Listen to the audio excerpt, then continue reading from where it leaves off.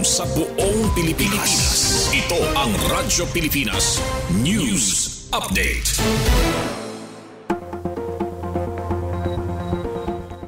Oras po sa bugos ng Pilipinas, 4:58 p.m. Mapay nga kulot, Luzon, Visayas, ngan Mindanao. Ari pa itong mga balita, iyan ang pangurason. 120 pamilya sa Katarman nga apektado sa dredging operation kumarawat sa kompensasyon tikang sa DSWD RO8. Para sa detalye, pamatian naton ang report ni Charmaine Perito. Radyo Pilipinas Report. Nakakarawat kompensasyon tikang sa DSWD Regional Field Office 8 ang mga pamilya sa Katarman, Northern Samar nga apektado sa clearing ng dredging operation sa Bungto. 5,000 pesos ang nakarawat sa maabot 120 nga mga pamilya tikang Barangay Nara, Mulave, ngan Barangay Yakal, nga naokoy sa ligid sa Maroyndoyon Creek. Anasabi ng mga barangay, sa mga apektado san pabalik-balik ug nagtitikalala nga pagbaha, labi na sa panahon san kalamidad.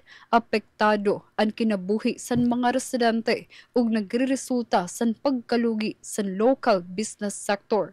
Pinaagi san pagbuhat clearing ng dredging operations, ginhaluagan ang lugar ug gintanggalan sa mga basura, lapak ug sighot nga nakakabara sa sapa nga nagiging rason sa pagbaha.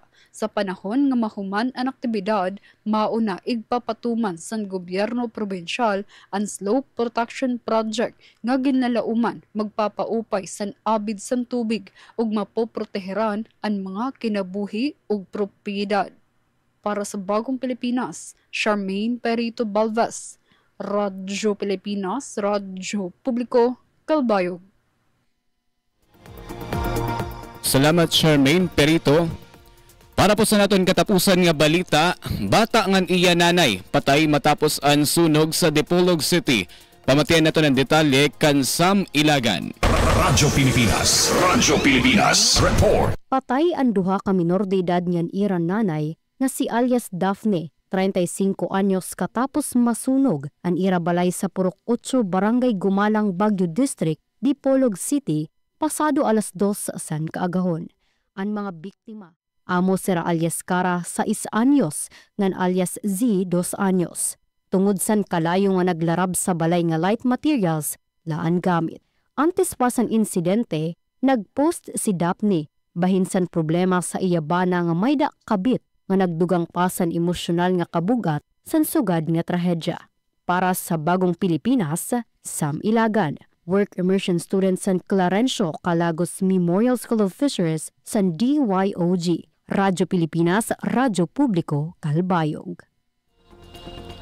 Damo nga salamat Sam Ilagan. Inipon kabugusan sa naton mga balita para yan nga pangurason. Padayon po kita nga mamati sa DYOG Radyo Pilipinas, Radyo Publiko Calbayog para sa News Update. Ako po si Jomer Garnica, Radyo Pilipinas, Radyo Publiko Calbayog. Mula sa pinakamalawak na newsroom sa buong Pilipinas, ito ang